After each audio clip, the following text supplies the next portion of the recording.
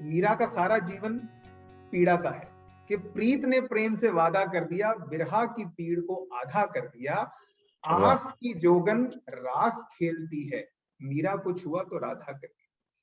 सो आह, आह, आह, तो ये जो बहुत खूब, यात्रा बहुत है ना खूब। प्रेम की, तो मेरे को ये लगा कि इसमें 9 फेज आने चाहिए, जैसे जीवन के 9 रस्म कहते हैं। हम्म, तो उसी तरह ये प्रेम यात्रा भी बिरहा या फिर मिलन पे नहीं खत्म होनी चाहिए। वो प्रेम जो आपका सबसे पहले अपने आप से मिलन ना कराए, वो प्रेम नहीं। पहले जी, अपने आप से मिलन कराए और फिर परमात्मा से मिलन कराए। इसलिए आप देखें बिरहा के बाद जीने की अदा, प्यार, अगर जिंदगी प्यार से जी रहे हैं तो फिर और किसी गुरु या किसी विज्ञान की जरूरत नहीं।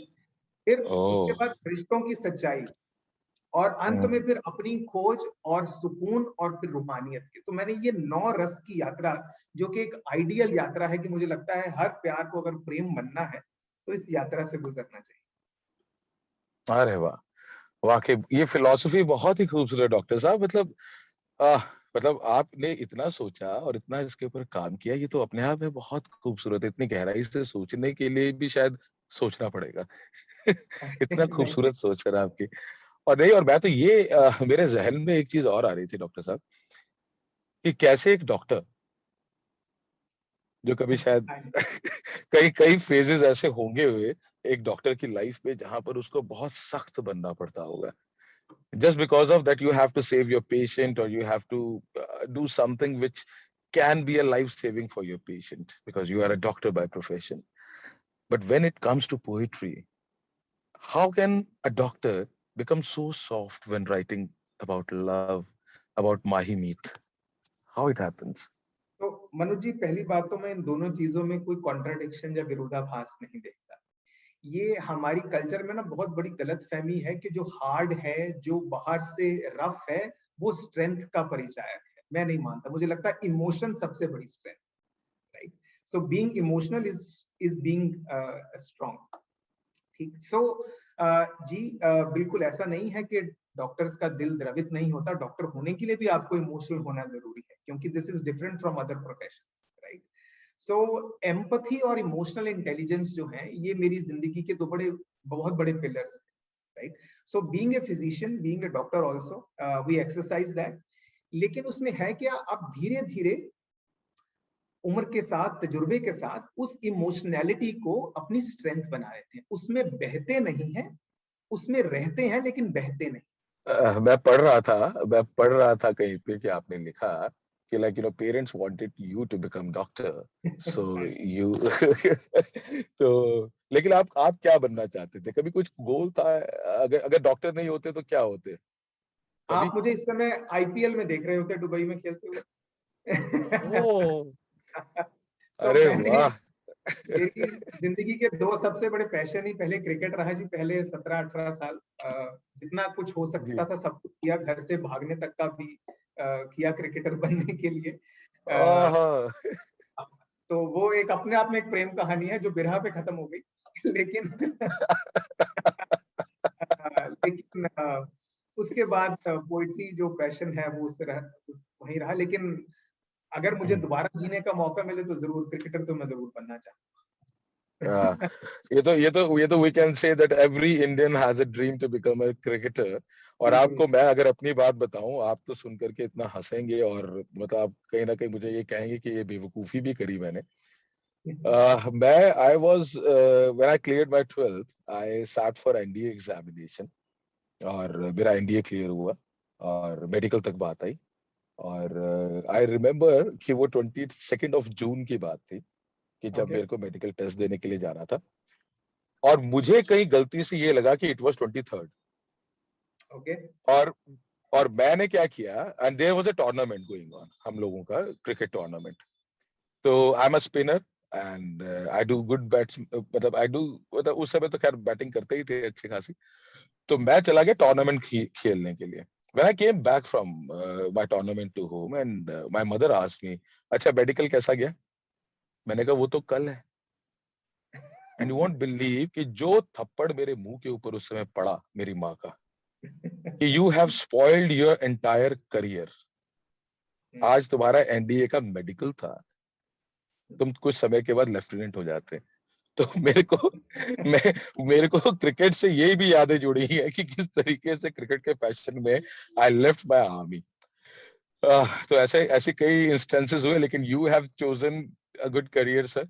यू हैव बिकम अ लेकिन डॉक्टर जैसे वो एंड अ कहते हैं ना, पोएट। अमिताभ बच्चन हमेशा कहते हैं कि उनके पिताजी हरिवंश राय बच्चन कहते थे कि अगर मन का हो तो अच्छा, मन का ना हो तो और भी अच्छा, क्योंकि वो ईश्वर के मन का होता है। तो शायद ऐसे आपके ऐसे साथ ऐसे वही कई हो। ऐसे कई चांसेस आते हैं लाइफ में कि हम ये कह करके छोड़ देते हैं कि ईश्वर के मन का था, हमारे मन का नहीं था। वो कहते हैं ना कि वो गालिब ने कहा ना कि दिल को बहलाने के लिए गालिब ये ख्याल अच्छा है। जी। तो जनाब वापस आते हैं आपकी किताब के ऊपर। अच्छा, मैं जब पढ़ रहा था मुझे तो काफी चीजें ऐसी लगी कि काफी काफी कविताएं ऐसी थी कि काफी डिफरेंट थी, और जब मैं पढ़ रहा था तो ऐसे लगा कि आपने अपने दिल को बस निकाल करके कागज पे पिरो दिया है, कागज पे लिख दिया है एक एक अक्षर। आपके दिल में जब आपसे मैं पूछूं कि माही मीत, how how you can say कि like it is totally different because of your expressions, your mood, your love about poetry, या किस तरीके से हम इसको अलग देखेंगे आपकी नजर से? क्योंकि पढ़ने वाले तो वाकई अपनी तरफ से नजर से देखेंगे, लेकिन एक कवि ने किस तरीके से देखा है इसको? सो मनु जी कहते हैं कि book doesn't belong to the one who creates it but to the one who needs it, right? So मैं ये कहना चाहूंगा कि मुझे नहीं लगता इस किताब में कुछ अलग है। इस किताब की खासियत ही ये है कि ये दिलों को जोड़ने वाली किताब है। इसमें मैंने ऐसा एक भी शब्द नहीं लिखा जो मुझे ऐसा लगे कि हाँ ये थोड़ा फिटिंग वाला है, इसको डाल देना चाहिए, राइट? हर एक शब्द दिल से निकला है। और मुझे लगता है कि मैंने जैसे किताब की प्रस्तावना पढ़े तो मैंने शुरू में लिखा कि जब मैंने लिखना शुरू किया तो ये सोचा कि ये कहानी मेरी है, मुझे कहनी है। लेकिन लिखते लिखते एहसास हुआ ये उन सबकी है जिन्होंने प्रेम जिया है या वो जीना चाहते हैं, लेकिन उनको ये कलम नहीं मिल रही या मौका नहीं। तो मैंने एक तरह से उन सबकी आवाज बनने की कोशिश की ताकि जिसको ये लगे कि हाँ, उसको भी लगे कि यार मुझे ऐसा प्रेम जीना है, या अगर मैं जी चुका हूं तो इन कविताओं के माध्यम से दोबारा जी सकूं। सो इसमें अलग या कुछ खास, इसमें खास यही है कि आपको दिल से, दिल की बात है तो दिल तक पहुंचेगी। मैं अगर ये कहूं कि खासियत क्या है जो जो मैंने ऑब्जर्व किया as a reader, I tell you, आप कई पड़ावों पे लेके जाते हैं हमें इन दिस बुक। जैसे मैं ये कहूं कि जैसे सिंगापुर में या फिर दिल्ली में या मुंबई में फ्लाईओवर्स हैं। फ्लाईओवर्स जब स्टार्ट होते हैं तो आदमी उसके ऊपर चढ़ता है, फिर कोई फ्लाईओवर जो है वो कहीं मोड़ लेकर के, कोई मीड़ लेकर के, कहीं से घूमते हुए फिर आपको लेकर के जाते हुए नीचे उतार देता है। तो आपकी कविताएं इस तरीके से हैं डॉक्टर अंकुर कि वो आपको ऐसे लेकर के चलती हैं, फिर आपको उस मोड़ पे ले जाती हैं, जब आप ठहराव पे आते हैं फिर आपको आगे ले जाती हैं, फिर आप उस रॉ में बहते हैं, चलते चले जाते हैं, फिर कोई एक मीड़ लेती है, एक एक टर्न लेती है आपकी कविताएं, और फिर आपको धीरे धीरे धीरे धीरे करते करते उस प्यार में ला करके फिर आपको नीचे उस फ्लाईओवर के पास छोड़ देती हैं। और अब आप समझिए उस चीज को। तो बहुत ये बहुत शुक्रिया। कविताओं का जब, आपने जैसे ये लेमन लैंग्वेज में बयान किया तो ये मेरे ख्याल सबसे अच्छी डिस्क्रिप्शन है इसकी। हाँ, तो मुझे तो ऐसे लगा जैसे जैसे मैंने पढ़ना शुरू किया कि ये क्या प्यार में कभी लेकर के जा रहे हैं, फिर उठा रहे हैं, फिर गिरा रहे हैं, कभी विरह की बात हो जाती है, कभी फिर कशिश पे आ जाता हूँ मैं, फिर वहां से निकल करके जो है चाहत पे पहुंच रहा हूँ, फिर मैं आगे जीवन दर्शन पे पहुंच रहा हूँ, फिर मैं वापस आ रहा हूँ। तो ये उसी तरीके से वही घुमावदार रास्ते हैं जहां से वो लूप है आपकी किताब में, आपको सच बोलूं डॉक्टर गुप्ता। ये बहुत बड़ी बात है क्योंकि एक्चुअली मैंने किताब लिखने की वजह से लिखना नहीं शुरू किया, जो मन में आ रहा था लिखता जा रहा था। तो जी एक वक्त ऐसा आया जब मैं इस किताब की प्रूफ रीडिंग कर रहा था और देख रहा था कि सिर्फ it should not be A dumping of poems, इसमें एक कहानी होनी चाहिए, इसमें एक सफर होना चाहिए, जी और जिसमें एवोल्यूशन दिखे, प्यार का ग्रोथ दिखे। तो जब जी मैंने वो प्रूफ रीडिंग करी और मैंने देखा तो मुझे पहली बार ऐसा होता है कि जो आपने चीज क्रिएट की ना, आपको खुद उससे प्यार हो जाता है। तो आप जैसे, आपका अगर कोई बच्चा हो वो एकदम से तैयार होके आपके सामने आए तो आप कहते हैं कि मुझे इसके गले लगा लो और मेरी गोदी में बैठ जाए। तो वो एक मोमेंट सही ऐसा बात था कि जब मैं उसको पिरो रहा था तो मुझे लगा कि हाँ अब कुछ शायद एक माला में एक कोई धारा प्रवाह बन रहा है। तो वो एक मोमेंट मेरे दिल के बड़े करीब था। उसके साथ में पूरा एक वीकेंड रहा उस मोमेंट के साथ, जब मुझे लगा कि हाँ अब मैं इस क्रिएशन के साथ एक हो गया, you know when the runner becomes the running, तो जिसको वो भी कहते हैं अभी बात। ट्रू। अब मुझे ये बताइए कि मैं ये तो बिल्कुल कतई नहीं मान सकता डॉक्टर अंकुर कि ये आपके अकेले का काम था, लिखा जरूर आपने होगा, लेकिन जी किताब को एक एक कविता को छांटने में और ये सब किसने मदद करी, कौन आपके करीब था, जो दिल के तो है ही है, और इस रचना को, इस कविता को, इस किताब को एक तरीके से संजोने के लिए, जिस जिस हमने मोतियों की बात करी, माला को पिरोने में आपके साथ कौन था जिसने आपकी इतनी ज्यादा मदद की होगी कि एक मुकम्मल मुकाम तक हम पहुंच पाए? बिल्कुल 100% ये मेरे अकेले का काम बिल्कुल भी नहीं है। और जैसे कहते हैं कि क्या कभी ऐसा होता था आपके साथ कि आप कभी जाकर के आराम से बैठते थे कि आज यार नहीं जाना, डॉक्टर हूं मैं ठीक है, लेकिन आज हॉस्पिटल नहीं जाना, आज क्लिनिक नहीं करना, आज पेशेंट्स नहीं चूज करने, आज just I want to sit aloof and write something because I am in the mood? क्योंकि कई बार क्या होता है, कई बार बहुत ज्यादा अंदर से इच्छा होती है कि आज कुछ लिखना है यार, कुछ आ रहे हैं, थॉट्स आ रहे हैं, प्रवाह हो रहा है, तो कुछ तो लिखना है आज। जी that has so happened with you sir? हाँ हाँ बिल्कुल मनु जी, ऐसा है क्योंकि आप कविता को नहीं चुनते, कविता आपको चुनती है। सो ये धारा प्रवाह है, ऐसा नहीं कि आप, मैं आज तक ना ऑन डिमांड वाला राइटर नहीं बन पाया कि मुझे ये बोल दे कि अगले आधे घंटे में लिखना है। शायद अगर जिंदगी में कामयाब होना है इस फील्ड में तो वो भी कला आनी चाहिए, लेकिन अभी तक नहीं आई। सो सर गुलजार साहब देखिए, गुलजार साहब को हम देखते हैं, गुलजार साहब तो मतलब ऑन डिमांड जो उनका लिखना होता है वो तो हाँ, एक खैर तो मैं अलग ही वही चीज कह रहा हूँ, वो बहुत बड़े बड़े लोग हैं है। तो हम तो उनके साथ, हाँ जी। लेकिन अभी फिलहाल ऐसा है कि अ, कोई ऐसा फिक्स टाइम राइटिंग का नहीं है, लेकिन मनन का टाइम, इंट्रोस्पेक्शन का टाइम मैं जरूर दिन में कुछ टाइम, 1-2 घंटे, जहाँ पे बहुत ही मेरे अपने चाहने वाले मेरे साथ होते हैं, उस टाइम पे जो मेरे ख्यालात है ना वो बनते हैं। तो कई बार तो रात को 1-1, 2-2 बजे आपको एकदम से लगे कि नहीं, अब इस समय जो अंदर से कविता आ रही है लिखनी ही पड़ेगी, तो वो भी मोमेंट आता है। और कई बार आप पूरा दिन सिर्फ 4 लाइनें नहीं लिख पाते, तो ऐसा एक राइटर्स ब्लॉक भी लगता है। तो हाँ, उसमें से बहुत सारे मोमेंट आए, लेकिन एक चीज मैंने सीखी है कि जितना आप अपने आप को सहज और सरल कर लें उतना बेहतर। ठीक है, आपको कविता से लड़ने की, झगड़ने की, शब्दों से, लफ्जों से उसकी जरूरत नहीं है। अगर कुछ स्वतः आ रहा है तो ठीक है, तो सरल होना, सहज होना इसमें बहुत फायदा करता है। मैं शुरुआत करता हूँ एक गजल से। ये जी मैंने जी अभी इरशाद। बड़ी पसंदीदा गजल है ये मेरी, इसमें आप अगेन प्यार के बहुत सारे रूप देखेंगे। तो जी जी जी। कि मतलब पेश है कि जो प्यार को ही पूरा हासिल नहीं समझता, जो प्यार को ही पूरा हासिल नहीं समझता, मैं उसको प्यार के काबिल नहीं समझता। जो प्यार को ही पूरा हासिल नहीं समझता, मैं उसको प्यार के काबिल नहीं समझता। और जो मेरा है वो किसी और का भी तो है, बस यही बात मेरा दिल नहीं समझता। जो प्यार को ही पूरा हासिल नहीं समझता, मैं उसको वाह प्यार के, वाह वाह, बहुत खूबसूरत, बहुत उसको प्यार के काबिल बहुत नहीं खूबसूरत। समझता। शुक्रिया। और इसका पहला शेर देखिए कि जान बच जाती इश्क ना करता मगर, जान बच हम्म, जाती इश्क ना करता मगर, डूबने का मजा साहिल नहीं समझता। जान बच बहुत सही, जाती बहुत सही। ना करता मगर, डूबने का मजा साहिल नहीं समझता। और ये शेर जो है, ये समझ लीजिए कि ये मेरी पर्सनैलिटी का सिग्नेचर है। मुझे कम प्यार करना आता ही नहीं। तीसरा वाह, देखिए कि मुझे कम क्या प्यार मिसरा है, करना, बहुत मिसरा है, बहुत खूबसूरत मिसरा, मुझे कम बहुत प्यार खूबसूरत। करना आता ही नहीं, कोई मेरी ये मुश्किल नहीं समझता। मुझे वाह मुझे क्या कम प्यार मुकम्मल करना आता ही नहीं, कोई मेरी ये डॉक्टर साहब मुश्किल, मुकर्रर। वाह वाह, बहुत खूबसूरत, मुझे कम बहुत प्यार करना खूबसूरत। आता ही नहीं, कोई मेरी ये मुश्किल नहीं समझता। और शेर ये कि मर गया तो और मशहूर हो जाऊंगा, मर गया तो और मशहूर हो जाऊंगा, ये राज मेरा कातिल नहीं समझता। मर ओ गया तो वाह वाह वाह, और मशहूर हो वाह जाऊंगा, वाह ये वाह, राज बहुत मेरा खूब। कातिल नहीं समझता। और ये शेर आजकल की दुनिया पे जो कहते हैं कि हर चीज कैलिब्रेटेड नाप तोल के करनी चाहिए, तो उनपे मेरा ये तंज है कि नाप तोल कर दिया तो फिर क्या दिया, नाप तोल कर दिया तो फिर क्या दिया, ये पढ़ा लिखा जाहिल नहीं समझता।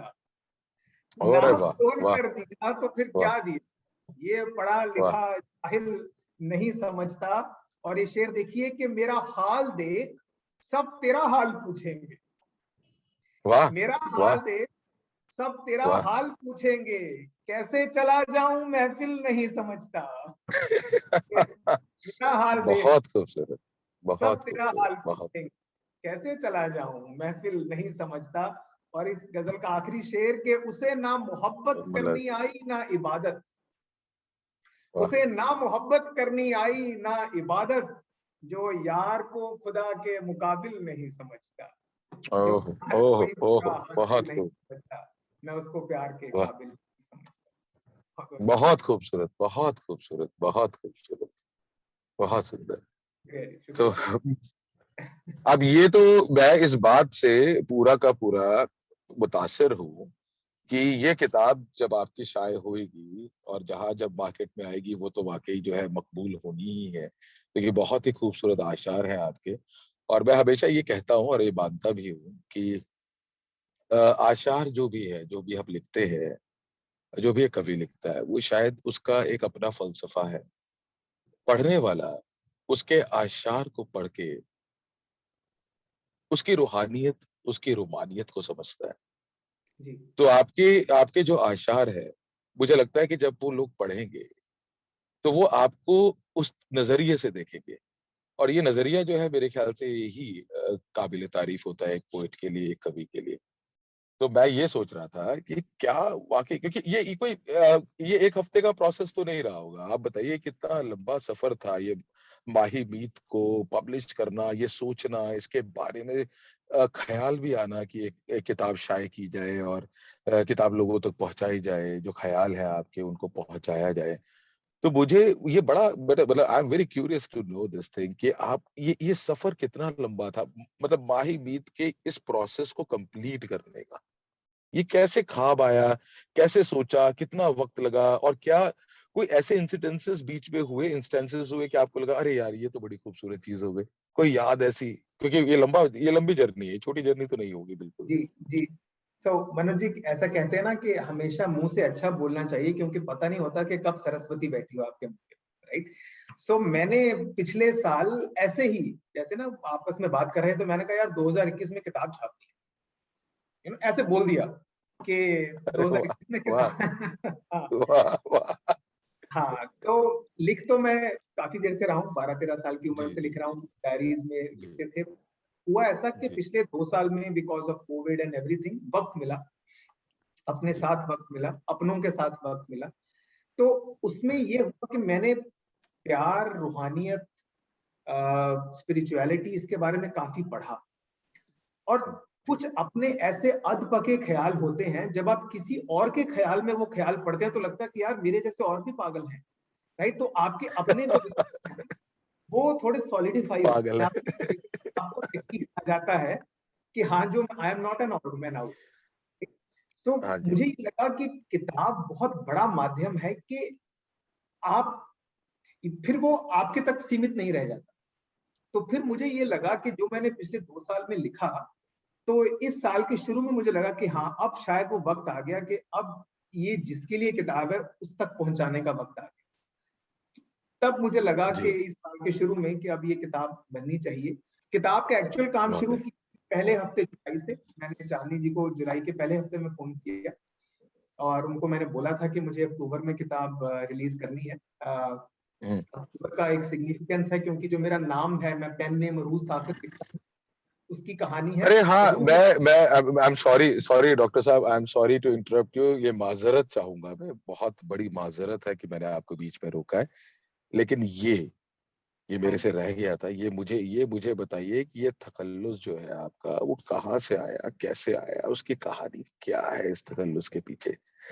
लोगों को इसकी मुसाफिर कहते सुना है, ये मुसाफिर कहते सुना, ये कहाँ से इजाद किया है शब्द जनाब? ये बताइए आप प्लीज। 2019 अक्टूबर तक तो जी मैं मुसाफिर ही था, तो मेरा तखल्लुस मुसाफिर ही था। लेकिन ओह फिर ऐसा अच्छा। हुआ, हाँ, तो मैं मुसाफिर के नाम से लिखता था। लेकिन ऐसा है, मुझे लगता है कि जब तक आपको अपनी रूह की पहचान, तब तक आप बड़ी सुपरफिशियल लेवल पे जिंदगी जीते हैं। और रूह की पहचान होने के लिए दो तीन ही जरिए हैं। या तो आपको ऐसे किसी से टूट के मोहब्बत हो जाए कि आपको अपनी रूह किसी की आंखों में दिखनी शुरू हो जाए, या कोई आपका गुरु, आपका मीत, आपकी अपनी ही प्रतिभा ऐसे आपके अंदर जगा दे। जैसे मैंने दो लाइनें लिखी थी कि चमकने लगा अपनी ही रोशनी से, ये ऐसा तुमने मुझ में क्या जगा दिया। सो वाह वाह वाह। या तो फिर ऐसा कुछ हो जाए तब आपकी रूह दिखने लगती है, और या फिर उस ऊपर वाले के साथ आप अलग लग जाए। तो मेरे साथ कुछ ऐसा हुआ कि मुझे लगा कि हाँ, now I know my true self. तो फिर रूह साफिर अगर आप देखें ना, हिंदी का लफ्ज है ना उर्दू का लफ्ज है, तो ये एक वही वही हाँ। वही तो मेरे, जब मैंने पढ़ा आपका तखल्लुस, मैंने कहा यार ये क्या है, बिल्कुल मतलब ये it's totally different, like your हाँ पोएम्स, बहुत ही अलग चीजें हैं, हाँ, तो बहुत ये खूबसूरत। समझिए कि ये शब्द मैंने कॉइन किया है। तो रूह का मुसाफिर, क्योंकि जिंदगी के सफर में मुसाफिर हम सभी हैं, लेकिन जब आपका अपनी रूह से राब्ता हो जाता है, फिर आपका एक सोल पर्पस जो आपको पता लग जाता है, तो ये रूह साफिर, वहां से नाम आया। बहुत खूबसूरत, बहुत खूबसूरत। और वाकई मतलब बिल्कुल जानदार चीज है और बिल्कुल नायाब चीज है। और इस तरीके से जो है वो नाम को नामकरण करना, अपने आप के लिए एक तखल्लुस ढूंढना, तो ये अपने आप में एक नायाब चीज है जो डॉक्टर साहब आपने एक्सपेरिमेंट किया। शुक्रिया। और वाकई बहुत ही खूबसूरत। और मैं तो वाकई आपको सच बोलूं कि मैं कई बार ये सोचता हूँ, ये मेरा शायद ये जाती मानना है कि जिस तरीके के हम लोग होते हैं, जिस तरीके से हमारी बातें हैं, हमें लोग भी वैसे मिलते हैं। जैसे अभी जी अभी आपने जिक्र किया चांदनी जी का, जी और मतलब वर्ल्डली वाइज पब्लिकेशन, और इतनी खूबसूरत, मतलब मैं अगर जिनके पास नहीं है, मैं वाकई दिखाना चाहूंगा, मेरे हाथ में किताब है। ये इतनी खूबसूरत किताब है, ये प्रिंट भी हुई है इतनी खूबसूरती के साथ, और इतना खूबसूरत इसका कवर है। और वाकई जो इसका इसका जो ये बीच में जो फोटोग्राफ ऐड हुई है, ग्राफिक्स ऐड हुए, वो अपने आप में एक नायाब चीज। तो ये मतलब जब मैंने इस किताब को आज हाथ में लिया, तो मुझे लगा कि ये एक ऐसी ऐसी किताब है जिसको जो कि ना सिर्फ कंटेंट वाइज खूबसूरत है, कंटेंट तो वाकई माशाल्लाह डॉक्टर साहब आपका बहुत खतरनाक और बहुत ही खूबसूरत है कि पढ़ते जाए, बिंज वॉचिंग वाली बात है कि जैसे हम लोग नेटफ्लिक्स के ऊपर बिंज वॉचिंग करते हैं, तो बिंज रीडिंग है बेसिकली आपकी किताब। तो जब मैंने वो किताब ली, मैंने कहा यार जो कंटेंट है वो तो अपने आप में माशाल्लाह बहुत ही खूबसूरत डॉक्टर साहब का लिखा हुआ है।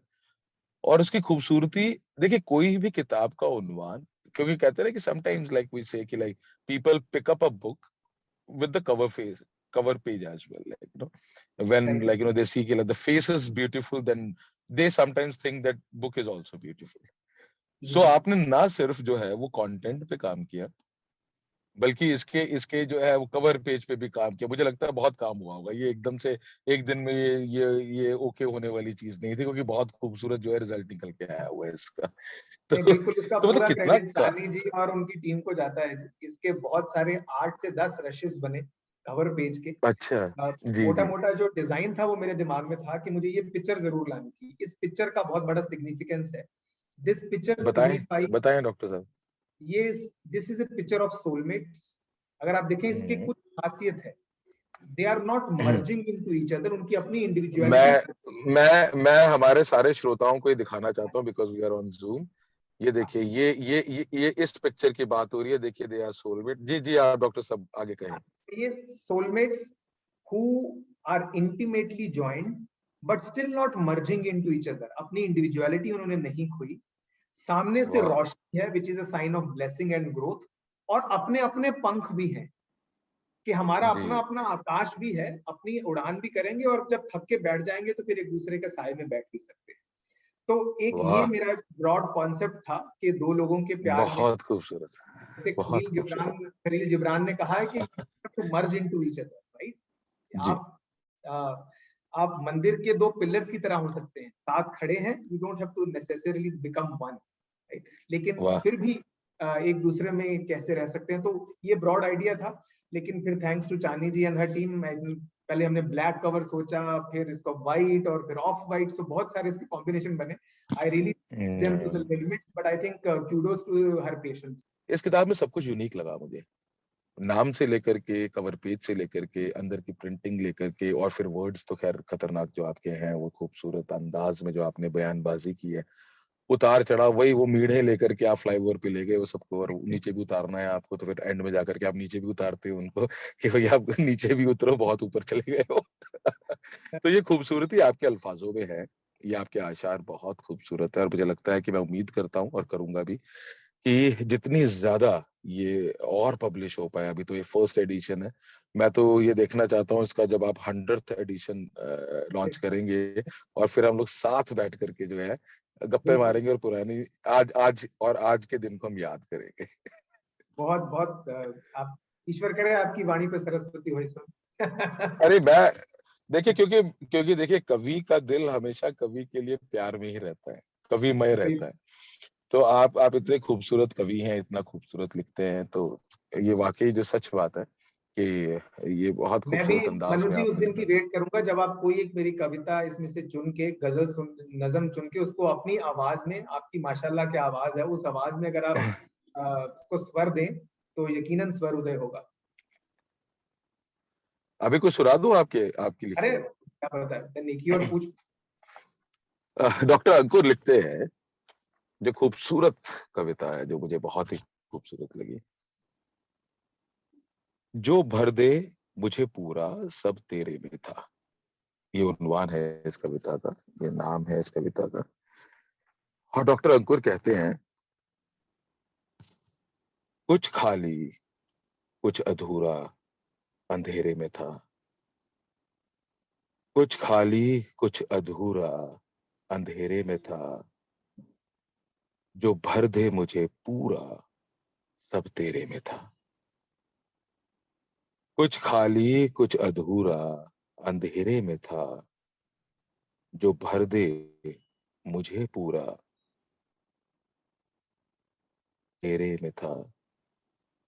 तू नदी मगर आगे बहती चली गई, तू नदी मगर आगे बहती चली गई, प्यासा रहा जो झरना मेरे में था, प्यासा रहा जो झरना मेरे में था।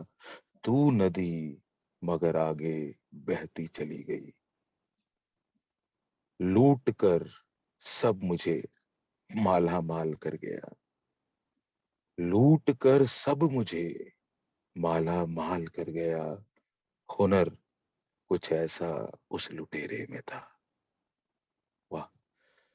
लूट कर सब मुझे माला माल कर गया, हुनर कुछ ऐसा उस लुटेरे में था। सीधी सड़क पर अब सफर कटता नहीं, सीधी सड़क पर अब सफर कटता नहीं, दोनों जहां घूमे जब उसके घेरे में था। सीधी सड़क पर अब सफर कटता नहीं, दोनों जहां घूमे जब उसके घेरे में था। कहने को हवेली मेरे नाम हो गई, कहने को हवेली मेरे नाम हो गई, वैसे आराम तो छोटे बसेरे में था। कहने को हवेली मेरे नाम हो गई, वैसे आराम तो छोटे बसेरे में था। सुनी सबने पहचाना, सुनी सबने पहचाना सिर्फ मैंने, सुनी सबने पहचाना सिर्फ मैंने, असर बीन में नहीं सपेरे में था। वाह। सुनी सबने पहचाना सिर्फ मैंने, असर बीन में नहीं सपेरे में था। लागी लगन उससे तो घर याद आया, लागी लगन उससे तो घर याद आया, कई जन्मों 84 के फेरे में था, कई जन्मों 84 के फेरों में था। देखिए सबसे अच्छी एक और बात है कि आपने ना इस किताब में ना सिर्फ कविताओं को जगह दी, आपने गजलों को जगह दी, यहाँ पे नज्मों को जगह दी। तो आपने हर फ्लेवर को के ऊपर काम किया और हर फ्लेवर को यहाँ पे पढ़ने वालों को दिया। जिनको गजलें पसंद है वो गजलें पढ़ें, जिनको जी। कविताएं सुननी है कविताएं देखें। तो इतना खूबसूरत आपने जो है एक माहौल बना दिया इस किताब के अंदर। मैं और मनु जी मतलब मैं तो अभी इस पे मैं दो बातें जी कहना चाहूंगा। आपने बड़ा जी इंपॉर्टेंट जी मुद्दा उठाया, क्योंकि मैं बहुत से ग्रुप से जुड़ा हुआ हूँ। कई बहुत शुद्ध हिंदी वाले हैं, कई बहुत शुद्ध उर्दू वाले हैं। तो बहुत कई बार ऐसा है उसमें ना भाषा का फासीवाद आ जाता है।